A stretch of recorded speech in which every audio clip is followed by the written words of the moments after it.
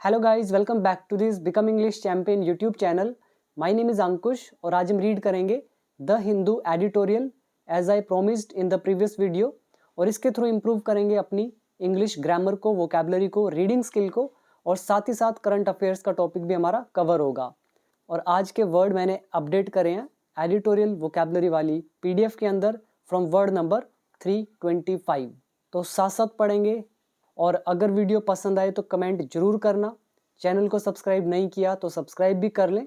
और 5 बजे शाम को यहाँ पे वीडियो आता है इस चैनल पर, एक दिन छोड़ के। लेकिन आजकल मैं 4 बजे अपलोड कर रहा हूँ क्योंकि दिन थोड़े छोटे होते जा रहे हैं। तो 4 बजे शाम को अपने आप चेक कर लिया करो वीडियो, एक दिन छोड़कर, ठीक है, अगर आपको नोटिफिकेशन नहीं आती तो शुरू करते हैं आज का एडिटोरियल। यहाँ पे लिखा है जेनोसाइड इन गाजा। गाजा में नरसंहार। जेनोसाइड मतलब होता है नरसंहार या फिर हत्याकांड या फिर मास किलिंग या फिर मैसेकर। जैसे जलियांवाला बाग मैसेकर सुना है ना, जलियांवाला बाग हत्याकांड। तो उसमें जब एक लार्ज अमाउंट में लोगों की हत्या कर दी जाती है उसको बोलते हैं जेनोसाइड या मैसेकर या मास किलिंग। और एडिटोरियल किस पर है? ऑन इजराइल, इजराइल पर, एंड और यूएन कमीशन ऑफ इंक्वायरी। ये जो यूएन कमीशन ऑफ इंक्वायरी है, मतलब जांच आयोग है यूएन, इसकी फाइंडिंग पर। यहाँ पे देखो अपोस्ट्रोफ एस आएगा एडिटोरियल में, यहाँ पे अपोस्ट्रोफ एस मिसिंग है। तो यहाँ पे फाइंडिंग नाउन है। फाइंडिंग मतलब उसका निष्कर्ष क्या है, कंक्लूजन क्या है। तो ये कोई कमीशन है, इंक्वायरी का कमीशन है यूएन का। तो इजराइल पर और ये जो जांच आयोग है यूएन का, तो इनकी फाइंडिंग पर, इनके कंक्लूजन पर भी इन्होंने क्या रिजल्ट निकाला है। ठीक है, फाइंडिंग इज रिजल्ट, कंक्लूजन, निष्कर्ष।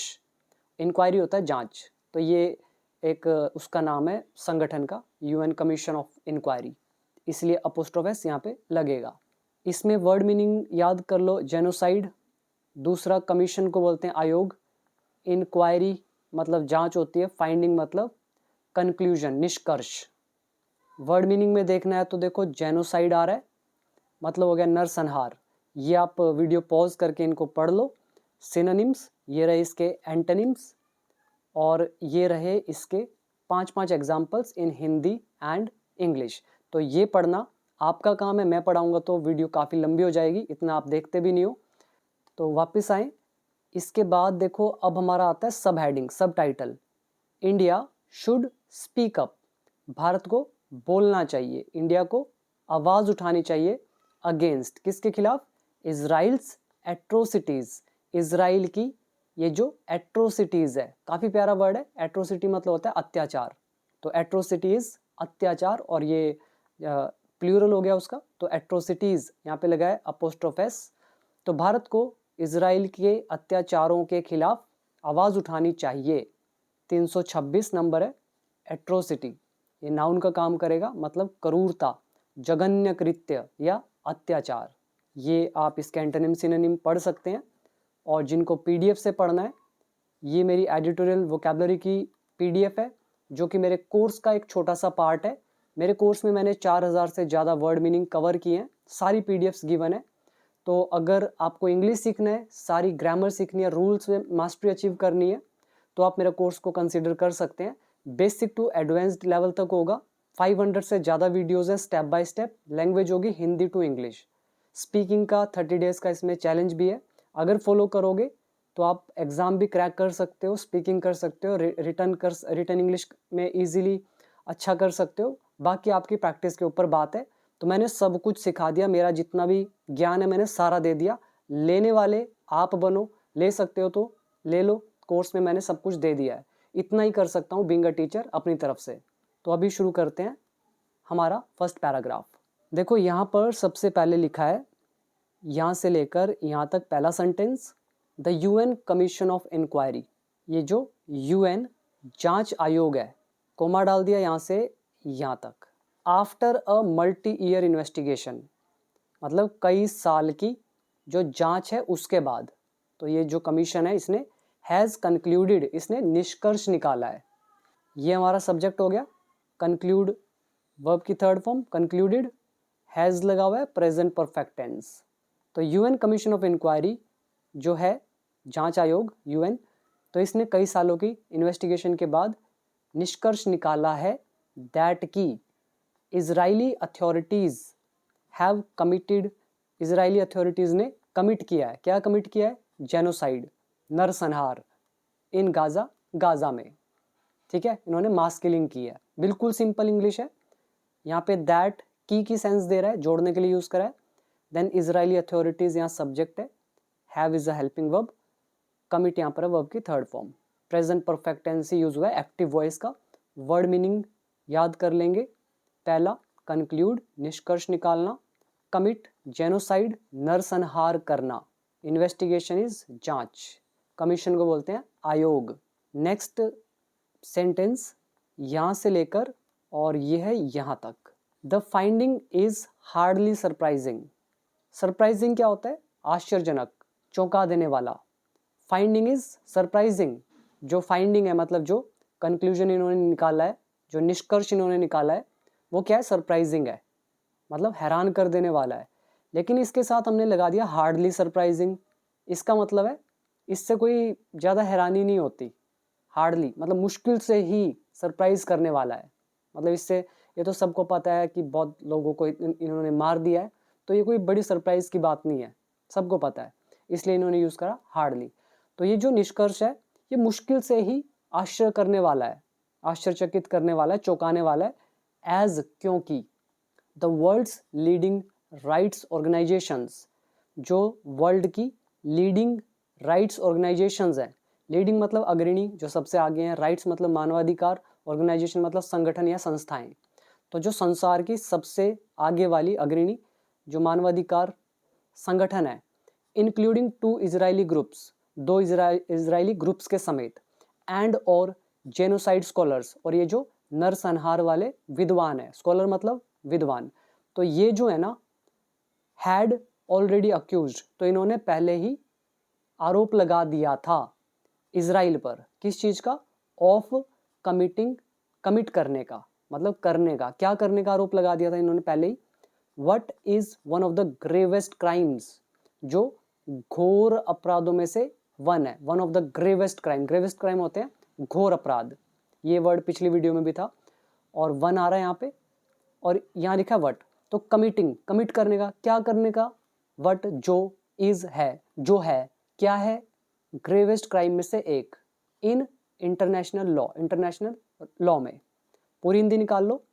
ये जो निष्कर्ष है ये मुश्किल से ही चुकाने वाला है, मतलब इससे कोई ज़्यादा हैरानी नहीं होती, क्योंकि वर्ल्ड की जो लीडिंग राइट्स ऑर्गेनाइजेशंस है, जिसमें इजरायली ग्रुप्स भी हैं 2 और जेनोसाइड के स्कॉलर्स हैं, इन्होंने पहले ही आरोप लगा दिया था इजराइल पर कमिट करने का। क्या कमिट करने का?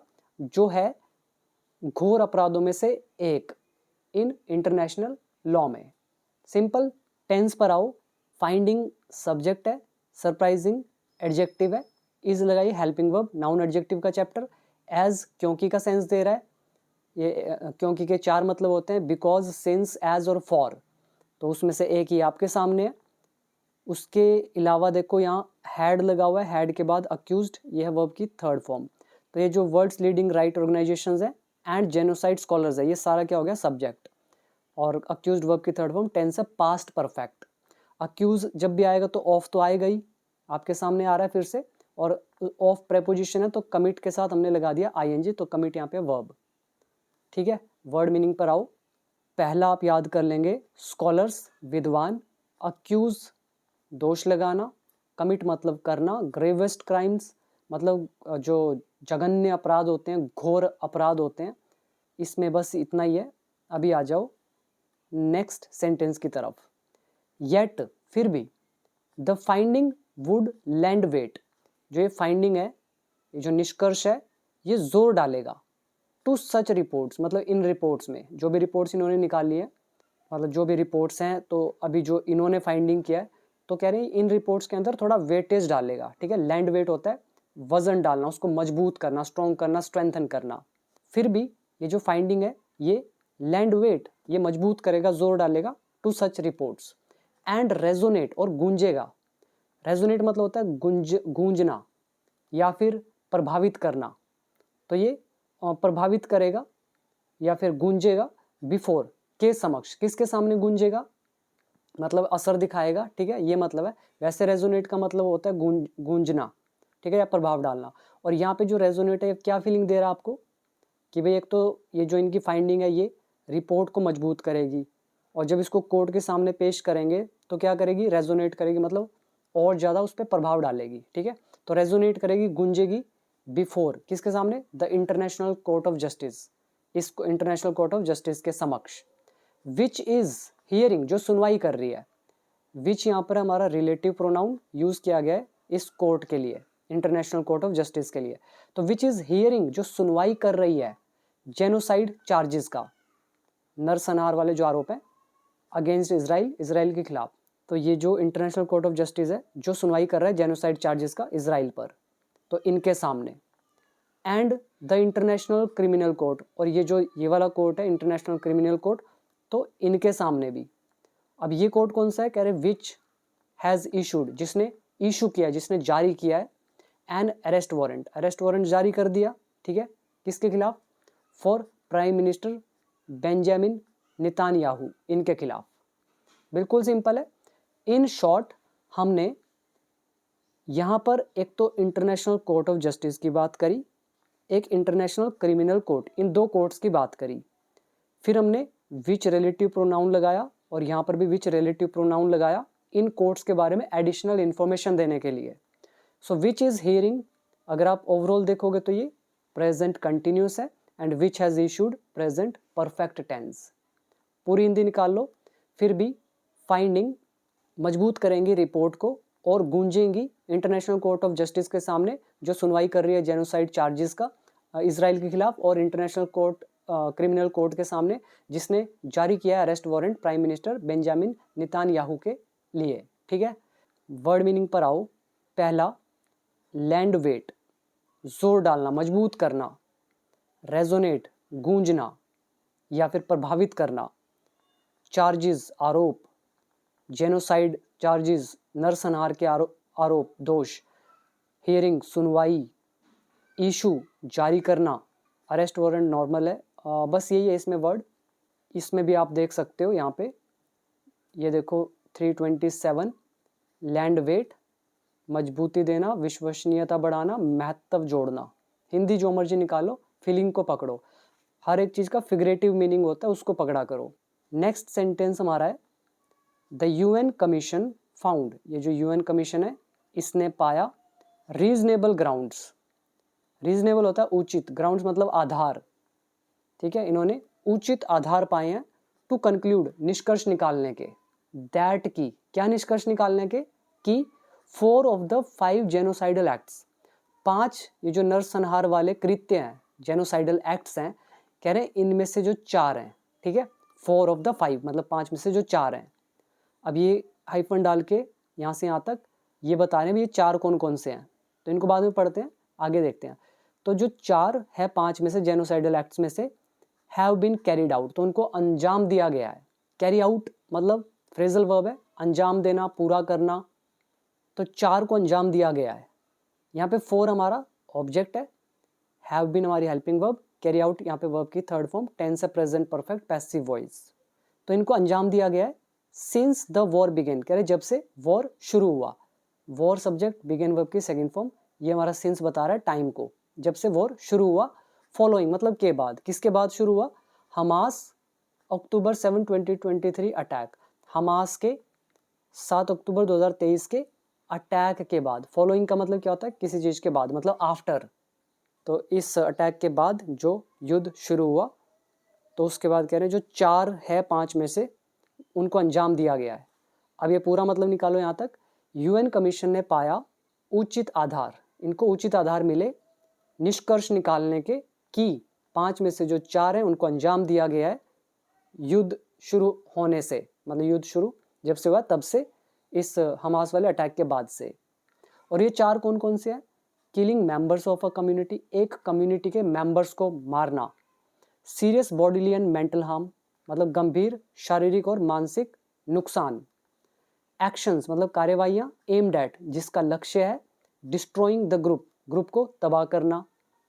एंड प्रिवेंटिंग बर्थ और बर्थ को रोकना। तो ये 4 एक्ट्स की बात हो रही है, ठीक है। और जेनोसाइड से बना जेनोसाइडल, ये जेनोसाइडल काम करेगा एडजेक्टिव का। बिल्कुल सिंपल। अभी इसमें देखो वर्ड मीनिंग। रीजनेबल होता है उचित, ग्राउंड्स मतलब आधार, जैसे बोलते हैं ना, तुमने किस आधार पे मुझे सजा सुनाई, ऐसे ग्राउंड्स आधार। कंक्लूड इज निष्कर्ष निकालना। जेनोसाइडल एक्ट्स मतलब नरसंहार से जुड़े, उससे संबंधित कृत्य। हार्म मतलब नुकसान हो गया, एम्ड एट जिसका मतलब जो लक्षित हो, हिंदी में लक्षित बोल देते हैं।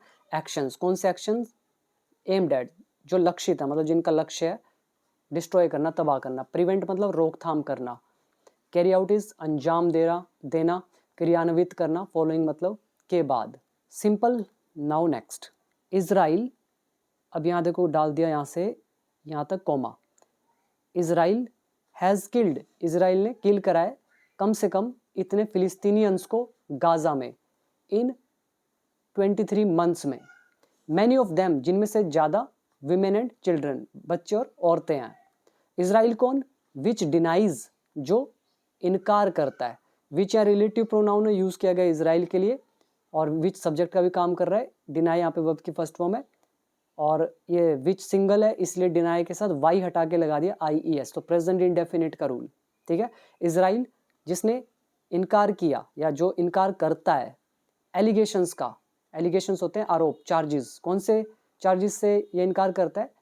एलिगेशंस ऑफ जेनोसाइड के एंड वॉर क्राइम्स के, नरसंहार के और युद्ध अपराध के जो एलिगेशंस हैं, तो इनको मना करता है। ठीक है। तो उस इजराइल ने कम से कम इतने फिलिस्तीनियन को गाजा में 23 मंथ्स में मार दिया है, जिनमें से ज़्यादातर विमेन एंड चिल्ड्रन है। सिंपल टेंस बिल्कुल, प्रेजेंट परफेक्ट मेन टेंस है, और रिलेटिव प्रोनाउन है, साथ में प्रेजेंट इंडेफिनिट। नेक्स्ट, यहाँ लगा है डबल इन्वर्टेड कॉमाज, यहाँ से यहाँ तक। सेज कहना है, पैनल्स लीडर, पैनल का कोई लीडर होगा इनका, नवी पिल्लई, तो इनका कहना है the responsibility for these atrocity crimes. Responsibility होती है जिम्मेदारी, और एट्रोसिटी क्राइम्स का मतलब हो जाते हैं ये अत्याचारिक अपराध। ठीक है। एट्रोसिटी यहाँ एक तरह से एडजेक्टिव का काम कर रहा है। एट्रोशियस भी होता है, बट यहाँ एट्रोसिटी क्राइम पूरा एक फ्रेज है, मतलब अत्याचार वाले अपराध। तो कह रहे हैं इन अत्याचार वाले अपराधों की जो रिस्पॉन्सिबिलिटी है लाइज विद इजरायली अथॉरिटीज़, तो वो इजराइल की अथॉरिटीज़ पर है। तो रिस्पॉन्सिबिलिटी लाई विद समवन, मतलब किसी के ऊपर कोई जिम्मेदारी होना, तो इसके लिए हम यूज़ करते हैं लाई विद। तो ये लाई वर्ब की फर्स्ट फॉर्म है, इसके साथ हमने एस लगा दिया, तो प्रेजेंट इंडेफिनिट, और रिस्पॉन्सिबिलिटी यहाँ पे सब्जेक्ट। तो रिस्पॉन्सिबिलिटी है किस पर? इजरायली अथॉरिटीज़ पर। और कौन सी authorities? At the highest echelons. ठीक है। एशलन्स अच्छा वर्ड है, इसको आप याद रख सकते हो। देखो एशलन्स, ठीक है। होता क्या है, अब सोचो ऐश कौन करता है? जो बिल्कुल टॉप वाली पोजीशंस पर हैं, जो अच्छे पद पर हैं, अच्छे मतलब अच्छे लेवल पर हैं, तो ऐश, ठीक है, एशलन्स। तो इसका मतलब ही होता है जो ऊपर वाली पोजीशन पर हो, जैसे ये वर्ड था हमारा 328, स्तर, पायदान, क्रम। ठीक है। कोई भी रैंक है, ये इससे ऊपर, ये इससे ऊपर, ये इससे ऊपर, ये इससे ऊपर, ये इससे ऊपर, जो सबसे ऊपर वाला होगा, मतलब ऊपर वाले कोई भी हो सकते हैं 2-3, तो इनको बोल दिया गया एशलन्स। तो ऐश से याद रख सकते हो, ये ऊपर वाले ऐश ही करते हैं। तो एट द हाईएस्ट एशलन्स, जो हाईएस्ट मतलब सबसे ऊपर वाली पोजीशन पर अथॉरिटीज है इजराइल वाली, तो उनके ऊपर है जिम्मेदारी। और ये कौन? कह रहे हैं हु हैव और चेस्ट्रेटेड, अच्छा वर्ड है। और चेस्ट्रेट का मतलब होता है यहाँ पे प्लान बनाकर उसको इम्प्लीमेंट कर देना। ठीक है। पहले योजना बनाना, फिर उसको अमल में ला देना, मतलब एग्जीक्यूट कर देना, तो इसको बोलते हैं ऑर्चेस्ट्रेट, अच्छा वर्ड है। यहाँ हु रिलेटिव प्रोनाउन है, यूज़ किया गया है इस अथॉरिटीज़ के लिए, इजरायली अथॉरिटीज़ के लिए। ठीक है। तो रिस्पॉन्सिबिलिटी किसकी? इन अत्याचारी अपराधों की, वो इजराइल की अथॉरिटीज़ पर है। और कौन सी अथॉरिटी? जो हाईएस्ट लेवल पर है। हु हैव ऑर्चेस्ट्रेटेड, जिन्होंने योजना बनाकर अंजाम दिया है, किसको? जेनोसाइडल कैंपेन को, ये जो नरसंहार वाला अभियान है इसको, विद द स्पेसिफिक इंटेंट, एक विशेष इरादे के साथ। और कौन सा इरादा? टू डिस्ट्रॉय, तबाह करने का, किसको? फिलिस्तीनियन ग्रुप को इन गाजा में। तो ये कहा पैनल के लीडर नवी पिल्ले ने। समझ में आया? इसमें हु हमारा रिलेटिव प्रोनाउन यूज हुआ, हु यहाँ सब्जेक्ट का भी काम कर रहा है, देन हैव लगा हुआ है क्योंकि यहाँ अथॉरिटीज ज़्यादा है इसलिए हमने ये हैव यूज करा इंस्टेड ऑफ हैज। ऑर्केस्ट्रेटेड ये हमारी होगी वर्ब की थर्ड फॉर्म। इसका मतलब क्या होता है मैं आपको दिखा भी देता हूँ, ये आप पढ़ लेना यहाँ से। 329 वर्ड है ऑर्केस्ट्रेट, ये आप देखो योजना बनाना और व्यवस्थित करना, मतलब पहले आप बनाओगे योजना और फिर उसको एग्जीक्यूट कर दोगे, ये पूरा का पूरा मतलब होता है ऑर्केस्ट्रेट। इसके सिनोनिम एंटोनिम आप पढ़ सकते हैं, ये रहे इसके कुछ examples, take a screenshot and read them. और इसमें वर्ड याद कर लेंगे, एक रिस्पॉन्सिबिलिटी जिम्मेदारी, ऑर्केस्ट्रेटेड बता दिया, एट्रोसिटी क्राइम्स अत्याचार वाले अपराध, एलिगेशंस आरोप, कैंपेन इज अभियान, जेनोसाइडल मतलब नरसंहार या मास किलिंग से जुड़ा हुआ उससे संबंधित अभियान, इंटेंड मतलब इरादे, स्पेसिफिक मतलब विशेष, डिस्ट्रॉय मतलब तबाह करना, और लाई विद समवन मतलब किसी पर जिम्मेदारी होना, किसी पर कुछ होना। अभी आओ नेक्स्ट पैराग्राफ पर। इट इज ट्रैजिकली आयरॉनिक, बहुत प्यारा वर्ड है अगेन, आयरॉनिक। एक होता है वर्ड आयरनी, आयरनी क्या होता है?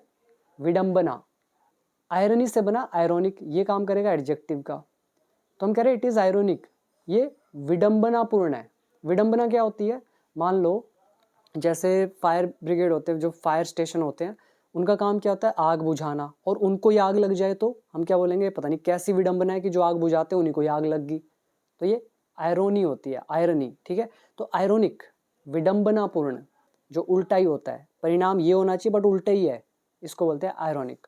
और ट्रेजिकली दुखद रूप से, तो इट इज ट्रेजिकली आयरोनिक, ये दुखद रूप से विडंबनापूर्ण है, दैट की इजराइल, इजराइल जो है, इज कमिटिंग जेनोसाइड, तो ये नरसंहार कर रहा है, अगेंस्ट फिलिस्तीनियंस, फिलिस्तीनियंस के खिलाफ। और इजराइल कौन? यहाँ पे देखो कोमा डाल के एडिशनल इंफॉर्मेशन दी जा रही है। इजराइल कौन है? अ नेशन, एक राष्ट्र है, बिल्ट जो बनाया गया, by the survivors of the सोआ, सोआ के जो सर्वाइवर्स थे उनके द्वारा। अब ये सोआ वगैरह कौन है? देखो वर्ल्ड हिस्ट्री तो मैं जानता नहीं, तो कुछ होगा, तो सोआ के सर्वाइवर्स मतलब जो बच गए थे, जो सर्वाइव कर गए थे वो लोग, तो उनके द्वारा बनाया गया। अब यहाँ पर भी आप रिलेटिव प्रोनाउन लगा सकते थे, यहाँ पर भी लगा सकते थे। तो Israel which is a nation, जो एक नेशन है, विच वॉज बिल्ट जो बनाया गया, तो विच इज विच वॉज, ये दोनों रिलेटिव प्रोनाउन यहाँ लगा सकते थे बट हमें शॉर्ट करना है तो ये दोनों उड़ा दिए, सीधा लिख दिया कोमा डाल के कि इजराइल कौन? एक नेशन है। कौन सा नेशन है? कह रहे हैं बिल्ट जो बनाया गया, ये हमारा हो गया पास्ट पार्टिसिपल, और सर्वाइवर्स के द्वारा सोहा के। तो ये इस कमिटिंग जेनोसाइड, ये नरसंहार कर रहे हैं। इजराइल सब्जेक्ट, कमिटिंग वर्ब की फर्स्ट फॉर्म आईएनजी लगाया, प्रेजेंट कंटिन्यूस टेंस। ठीक है, आगे देखो। On the day UN commission released its report, कह रहे हैं जिस दिन यूएन कमीशन ने रिलीज करी अपनी रिपोर्ट, तो कह रहे हैं उसी दिन Israel launched yet another ground offensive, तो इन्होंने एक और ग्राउंड ऑफेंसिव लॉन्च किया। अच्छा वर्ड है, ग्राउंड ऑफेंसिव मतलब होता है जमीनी हमला, जैसे एयर ऑफेंसिव होता है हवाई हमला, नेवल ऑफेंसिव होता है जो समुद्र में नेवी वाले हमला करते हैं, ठीक है, जल हमला। ऐसे ग्राउंड ऑफेंसिव होता है जमीन वाले हमले, और लॉन्च मतलब करना। ये हो गया हमारा वर्ब की सेकंड फॉर्म। अब यहाँ पे ध्यान से मतलब देखो, कह रहे हैं on the day UN commission released its report, कह रहे हैं जिस दिन यूएन कमीशन ने अपना रिपोर्ट रिलीज करा, कोमा डाल के बोले इजराइल लॉन्च्ड, इजराइल ने उसी दिन लॉन्च कर दिया। येट अनदर मतलब एक और ग्राउंड ऑफेंसिव जमीनी हमला, in the famine stricken Gaza city, ये जो फैमिन स्ट्रिकन गाजा सिटी है इसमें, अच्छा वर्ड है ये है फैमिन। फैमिन मतलब होता है अकाल, जहाँ पे खाने पीने का कुछ भी नहीं बचता है, और स्ट्रिकन मतलब उससे प्रभावित, जैसे पोवर्टी स्ट्रिकन होता है मतलब गरीबी से ग्रस्त, ऐसे ही फैमिन स्ट्रिकन हो गया अकाल ग्रस्त, अकाल से पीड़ित, अकाल से अफेक्टेड प्रभावित। ग्राउंड ऑफेंसिव जमीनी हमला, लॉन्च मतलब करना। यहाँ तक उम्मीद करता हूँ अच्छे से समझ में आ रहा होगा। आगे देखो, इजराइल्स रिस्पॉन्सेज, इजराइल की जो प्रतिक्रियाएं हैं, इनके जो रिस्पॉन्सेज हैं टू रिपोर्ट्स, रिपोर्ट्स के प्रति, कौन सी रिपोर्ट्स? ऑफ वॉर क्राइम्स, ये जो युद्ध अपराध वाली रिपोर्ट है, एंड मास किलिंग्स वाली रिपोर्ट है, कह रहे हैं इनके प्रति जो रिस्पॉन्सेज हैं इजराइल के, हैव बीन एस्केलेशंस, वो एस्केलेशंस रहे हैं। अब ये पहले इसको टेंस में ब्रेक करो। देखो जैसे ये आपके सामने आया, अगर आपको इंग्लिश के रूल नहीं आते तो आप क्या मतलब निकालोगे इसका? आपको तो पहले यही नहीं समझ में आएगा ये कौन सा रूल यूज़ करा है, इसीलिए रूल जरूरी है। देखो मैं ब्रेक करके दिखाता हूँ, मुझे पता है कौन सा रूल है इसलिए मैं 2 मिनट में बता देता हूँ। ये सब्जेक्ट है, मेरे को ना हिंदी भी नहीं निकालनी पड़ती, बस एक बार देखा सेंटेंस मुझे पता चल गया ये कौन सा रूल है। अब देखो सब्जेक्ट है, फिर यहाँ हमारा हैव बीन आ रहा है, मैं यहाँ लिख देता हूँ subject has been, have been, उसके बाद हमारा नाउन, ये वाला चैप्टर है। कोई कुछ रह चुका है, कोई कुछ रहा है। He has been an MLA, ठीक है, वो एमएलए रहा है। ये हमारा लेसन होता है, टाइम इन टेंस से पहले हमने किया था। कोई कुछ रहा है, रह चुका है। He has been an MLA but now he is a teacher, वो एमएलए रह चुका है बट अब एक टीचर है। तो वो रूल है ये। अब मैंने पकड़ लिया 2 मिनट में, तो मैं हिंदी भी आराम से निकाल लूँगा, और जिसको नहीं आता वो कन्फ्यूज़ होता रहेगा ये आया कहाँ से, ठीक है।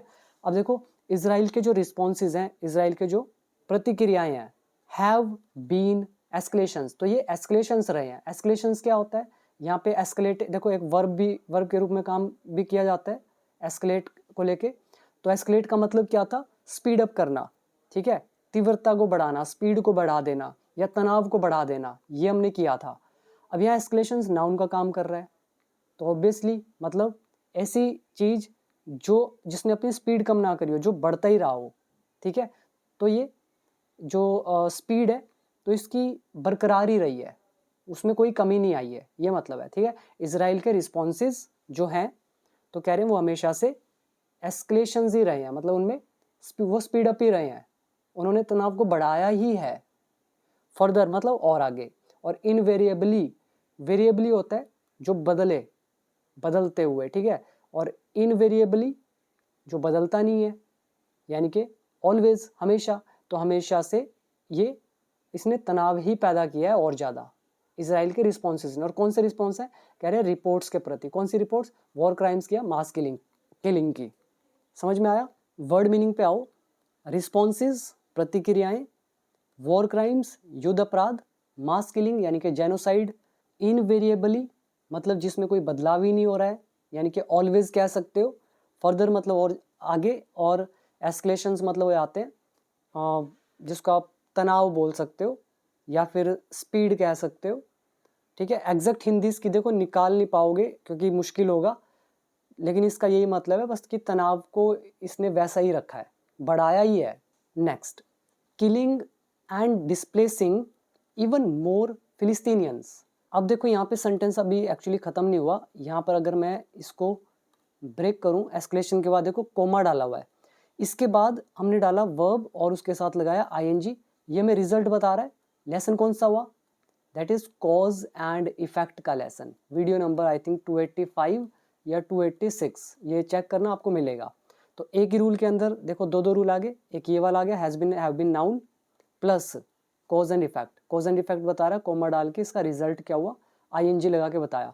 तो इन रिस्पॉन्सेज से हुआ क्या? किलिंग एंड डिस्प्लेसिंग, मतलब एक तो हत्याएं हुई हैं और डिस्प्लेसिंग हुई है। डिस्प्लेस मतलब विस्थापन, मतलब अपनी जगह को छोड़ना, तो एक जगह से दूसरी जगह मजबूर हैं वो जाने के लिए। कह रहे हैं इवन मोर फिलिस्तीनियन, मतलब यहाँ तक कि और भी ज़्यादा जो फिलिस्तीनियंस हैं इनकी हत्या हुई है और इनकी डिस्प्लेसमेंट हुई है। नेक्स्ट, द वॉर, ये जो युद्ध है, कोमा डाल दिया यहाँ से यहाँ तक, ये जो वॉर है, हैज़ लेफ्ट अ स्टेन, इसने एक दाग छोड़ा है, इसने धब्बा लगाया है किस पर? ऑन इजराइलीज नेशनल कंपास पर, इजराइल के राष्ट्रीय कंपास पर। अब ये कईयों को समझ में नहीं आया होगा नेशनल कंपास क्या होता है। देखो कंपास क्या होता है? जिससे आप डायरेक्शन देखते हो नॉर्थ ईस्ट वेस्ट साउथ, ऐसे नेशनल कंपास क्या हुआ? राष्ट्रीय का कंपास, यानी कि जो राष्ट्र को चलाता है। ऐसे नियम कानून जो एक देश का मार्गदर्शन करते हैं, उनको रास्ता दिखाते हैं, तो उनको बोलते हैं नेशनल कंपास, ठीक है। मार्गदर्शक सिद्धांत आप बोल सकते हो। तो इजराइल के जो राष्ट्रीय सिद्धांत है, मतलब मार्गदर्शन करने वाले सिद्धांत, तो उन पर धब्बा लगाया है किसने? युद्ध ने। और कौन सा युद्ध? प्रोलॉन्ग्ड बाय मिस्टर नेतान्याहू, जो नेतान्याहू के द्वारा बढ़ाया गया। प्रोलॉन्ग मतलब किसी को और ज़्यादा बढ़ा देना, तो जो बढ़ाया गया है इनके द्वारा, फॉर हिज पॉलिटिकल सर्वाइवल, अपने राजनीतिक सर्वाइवल के लिए, मतलब कि वो उनका अस्तित्व है वो बना रहे। राजनीतिक अस्तित्व, ठीक है, अपने राजनीतिक अस्तित्व के लिए नेतन्याहू ने जो प्रोलॉन्ग किया, मतलब युद्ध को खींचा है, तो इस युद्ध ने धब्बा लगाया है इजराइल के मार्गदर्शक सिद्धांतों पर, ठीक है, एंड डीपन्ड और गहरा दिया है किसको, इट्स ग्लोबल आइसोलेशन, इनके वैश्विक अलगाव को। आइसोलेशन मतलब एक तरह से cut off from the globe, ठीक है, डीपन इज गहरा करना। In the weeks ahead, ahead मतलब आने वाले, आगे जो, इन द वीक्स मतलब हफ्तों में, तो आने वाले हफ्तों में France, UK and several other countries are expected to recognise, तो उम्मीद है कि वो रिकॉग्नाइज करेंगे, पहचान करेंगे या पहचान देंगे या मान्यता देंगे। रिकॉग्नाइज क्या होता है, मान्यता देना, तो ये मान्यता देंगे फिलिस्तीनियन सोवर्निटी को। सोवर्निटी क्या होती है, संप्रभुता, और फिलिस्तीनियन की जो संप्रभुता है तो उसको मान्यता देंगे एक तरफ। ध्यान से देखना इस सेंटेंस को, देखो इसमें वाइल भी आ रहा है, इसका मतलब है एक तरफ ये हो रहा है और दूसरी तरफ ये स्टेटमेंट है। तो एक तरफ कह रहे हैं आने वाले हफ्तों में फ्रांस, यूके और जो अदर कंट्रीज़ हैं आर एक्सपेक्टेड, उम्मीद है कि वो मान्यता देंगे फिलिस्तीनियन संप्रभुता को। वाइल, जबकि यूरोपियन कमीशन जो है हैज़ प्रपोज्ड, इसने प्रस्तावित किया, इसने प्रस्ताव रखा है टू सस्पेंड, निलंबित करने का, किसको, ट्रेड कंसेशंस को, मतलब व्यापार जो रियायतें हैं, व्यापार में जो कंसेशंस हैं, ठीक है, जिसको आप छूट भी बोल सकते हो, हिंदी में रियायत भी बोलते हैं। आपको फी कंसेशन भी तो मिलता है, उससे आप गैस कर सकते हो व्यापार में जो रियायतें हैं, तो इसको निलंबित करने का इजराइल के साथ। एंड और क्या प्रपोज किया इन्होंने, सैंक्शन करने का। सैंक्शन भी यहाँ पे वर्ब है, मतलब प्रतिबंध लगाना, रोक लगाना, किस पर, एक्सट्रीमिस्ट मिनिस्टर्स पर। एक्सट्रीमिस्ट होते हैं चरमपंथी या जिनकी कट्टर सोच होती है, ऐसे मंत्री। अब आप इसका पूरा मतलब निकाल सकते हो, कह रहे हैं आने वाले हफ्तों में फ्रांस, यूके और कई अन्य कंट्री जो हैं, तो उम्मीद है कि ये फिलिस्तीनियन संप्रभुता को मान्यता देंगे, जबकि यूरोपियन कमीशन ने प्रस्ताव रखा है कि सस्पेंड कर दो ट्रेड कंसेशन को इजराइल के साथ और रोक लगा दो ये जो चरमपंथी मंत्री हैं इन पर। ये हो गया पूरा सेंटेंस। अभी इसके अंदर जो सीखने वाली चीज़ है वो है ये एक्सपेक्टेड टू, ये हमारा लेसन है 127 सीम वाला, वही कॉन्सेप्ट आपका यूज़ हुआ। Supposed to, believed to, seem, said to, वो वाला लेसन आपके सामने है। एक्सपेक्टेड टू है तो ये फ्यूचर बता रहा है और इसके अंदर विल कहीं ना कहीं छुपा होता है। वाइल हमारी कंजंक्शन है और ये हमारा सब्जेक्ट हैज़ लगा है। प्रपोज्ड यहाँ पे वर्ब की third form present perfect tense. Word meaning देखो इसमें, नेशनल कॉम्पास, ये आपके सामने ये लिखा हुआ है, ये आप पढ़ लेना, वैसे मैंने शॉर्ट में बता दिया, ठीक है, ये याद करने का इतना इंपॉर्टेंट वर्ड नहीं है, बट फिर भी कर सकते हो चाहो तो। डीपन इज गहराना, आइसोलेशन मतलब अलगाव यानी कि अलग अलग करना। सोवर्निटी कई बार कर लिया, संप्रभुता। रिकॉग्नाइज पहचान करना, मान्यता देना। ट्रेड कंसेशन मतलब व्यापार में छूट कह सकते हो, व्यापार में रियायत कह सकते हो। सैंक्शन वर्ब है मतलब रोक लगाना। एक्सट्रीमिस्ट हो गए चरमपंथी। प्रपोज्ड हो गया प्रस्ताव रखना। सस्पेंड हो गया निलंबित करना। 50 से ज़्यादा वर्ड मीनिंग होंगे इसमें। नेक्स्ट, येट कह रहे फिर भी, इजराइल जो है, यहाँ पे डाल दिया कोमा, यहाँ से यहाँ तक, कह रहे फिर भी इजराइल शोज लिटिल कंसर्न, कि जो इजराइल है वो दिखाता है ना के बराबर चिंता, मतलब इनको कोई फिक्र ही नहीं है। और इजराइल कौन, शील्डेड बाय द यूएस, जिनको यूएस के द्वारा बचाया जाता है। शील्ड मतलब सुरक्षा देना। प्रेजेंट इंडेफिनिट है ये टेंस हमारा। नेक्स्ट है, Trump administration is unlikely to turn up the heat on its closest ally. ठीक है, अलाय मतलब सहयोगी, क्लोजेस्ट मतलब सबसे निकटतम, और टर्न अप द हीट का मतलब होता है दबाव देना। अगर एक लेवल की हीट है, अगर हम उसको और ज़्यादा बढ़ा दें, टर्न अप कर दें हीट को, तो और ज़्यादा मुश्किल हो जाएगा। ऐसे इसको बोलते हैं दबाव डालना। ये हमारा लेसन है लाइकली टू का। अगेन वही 127 सीम वाला कॉन्सेप्ट ये आपके सामने आ रहा है। Seem, believed to, said to, likely to, expected to, वही लेसन है। नॉट लाइकली का हो गया अनलाइकली। पूरा का पूरा लेसन्स किए हुए हैं। 127 से 132 तक वीडियोस आप देखना, आपके एडवांस्ड लेवल कवर हो जाएंगे। ठीक है, तो ट्रम्प का जो एडमिनिस्ट्रेशन है, संभावना है कि वो दबाव नहीं डालेंगे अपने सबसे निकटतम सहयोगी पर। पूरा लेसन भी मैंने आपको कराया हुआ है, देख लेना। सिंपल भाषा में बोलते हैं it is not likely that Trump administration will turn up the heat, ये होती है इसकी सिंपल में ट्रांसलेशन। नेक्स्ट वन, बट लेकिन Europe should start treating Israel, Europe को शुरू करना चाहिए ट्रीट करना इजराइल के साथ, मतलब इजराइल के साथ व्यवहार करना शुरू करना चाहिए एज, किस तरह से, वट इट हैज़ बिकम, जैसा ये बन गया है, तो जैसा ये बन गया वैसा व्यवहार करना शुरू करना चाहिए यूरोप को इजराइल के साथ। अब ये क्या बन गया है, यहाँ पे देखो हाइफन डाल के बता रहे हैं, और रॉग स्टेट, एक दुष्ट राज्य, रॉग कौन होता है, दुष्ट, दुष्ट व्यक्ति होता है ना, उसको बोलते हैं रॉग, तो स्टेट मतलब राज्य, तो एक दुष्ट राज्य बन गया है विद जेनोसाइडल इंटेंट, नरसंहार वाले इरादे के साथ, एंड एक्शंस और कार्यवाहियों के साथ, मतलब इनका इरादा ऐसा बन गया, इनकी कार्यवाहियाँ ऐसी हो गई, तो ऐसा दुष्ट राज्य बन गया है, तो ऐसा ही इनके साथ ट्रीट करना चाहिए यूरोप को।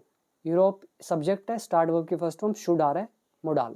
नेक्स्ट है इंडिया, यहाँ पे डाला हुआ कोमा, यहाँ से यहाँ तक, इंडिया हैज़ रिफ्रेंड, इंडिया बचा है, इंडिया ने परहेज किया है सो फार अब तक, present perfect tense, refrain from होता है किसी चीज़ से परहेज करना, बचना, तो इंडिया अभी तक बचा है, इसने परहेज करा अभी तक, किस चीज़ से, क्रिटिसाइजिंग, आलोचना करने से बचा है, किसकी, ज्यूज नेशन की, यहूदी राष्ट्र की, डायरेक्टली मतलब सीधे सीधे। और भारत कौन, कह रहे वंस चैंपियन, जो एक समर्थक था, चैंपियन का मतलब यहाँ पे वो नहीं है, चैंपियन का मतलब है समर्थक, सपोर्टर, ये वर्ड जो है चैंपियन आई थिंक हम कर रहे हैं चौथी या पांचवी बार, तो इसका मतलब सपोर्टर से होता है। तो भारत जो कभी एक चैंपियन था, यानी कि समर्थक था, किसका, ऑफ द फिलिस्तीनियन कॉज, जो फिलिस्तीनियन हित हैं, तो फिलिस्तीनियन का जो हित है उनका समर्थक था भारत कभी का, तो उसने अब तक परहेज किया है सीधे सीधे आलोचना करने से इन यहूदी नेशन का। बट लेकिन इट शुड रियलाइज, मतलब इसको रियलाइज करना चाहिए, इसको एहसास करना चाहिए, दैट की एन अनकंट्रोलेबल एक्सपेंशनिस्ट इजराइल, ये जो इजराइल है, इजराइल नाउन है, कैसा इजराइल है, एक्सपेंशनिस्ट है, एक्सपेंशन मतलब विस्तार करना, और एक्सपेंशनिस्ट मतलब हो गया विस्तारवादी, जो जिसकी सोच हो विस्तार करने की, एक्सपैंड करने की, तो ये एडजेक्टिव है। तो विस्तारवादी इजराइल, और कैसा इजराइल है, अनकंट्रोलेबल मतलब अनियंत्रित, ठीक है। तो भारत को रियलाइज करना चाहिए दैट की ये जो अनियंत्रित और विस्तारवादी इजराइल जो है, is not in India's national और रीजनल इंटरेस्ट, ये भारत के राष्ट्रीय और क्षेत्रीय हितों में नहीं है, ठीक है, मतलब उनके हित में नहीं है, उनके फेवर में नहीं है। और कौन इजराइल, यहाँ पे कोमा डाल के एडिशनल इन्फॉर्मेशन दे रहे हैं, इजराइल कौन, ब्लोइंग, जो उड़ा रहा है, ब्लो करना, उड़ा देना, किसको उड़ा रहा है, इंटरनेशनल लॉ को, अंतर्राष्ट्रीय नियम कानून को उड़ा रहा है।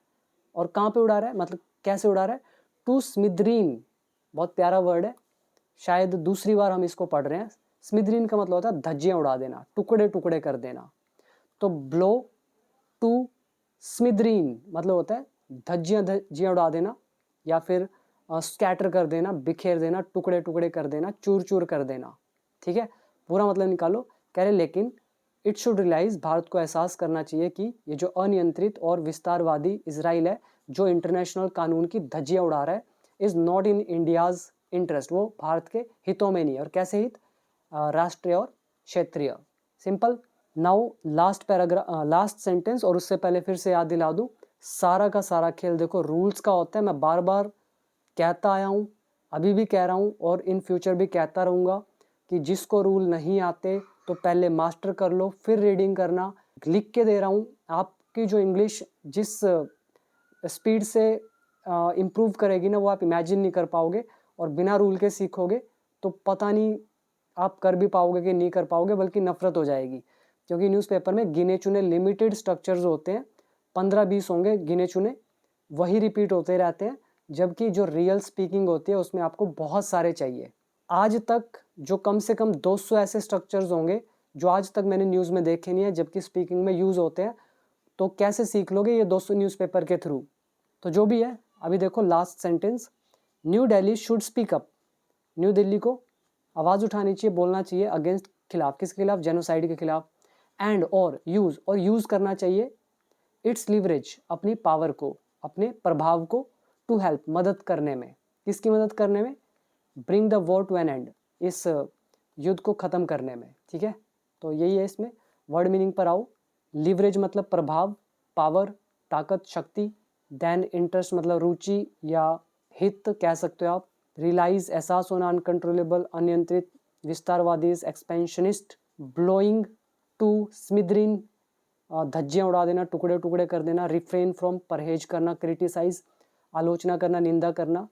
रॉग मतलब दुष्ट। क्लोजेस्ट सबसे निकटतम, अलाय सहयोगी। ट्रीट व्यवहार करना। चैंपियन इज समर्थक। अनलाइकली टू संभावना न होना। शील्डेड बाय किसी के द्वारा प्रोटेक्ट किया जाना। तो ये थे इसके अंदर के कुछ वर्ड मीनिंग, बाकी आप पीडीएफ से पढ़ लेना। कैसी लगी वीडियो कमेंट सेक्शन में जरूर बताइएगा। थैंक यू सो मच, मिलते हैं अगली वीडियो में।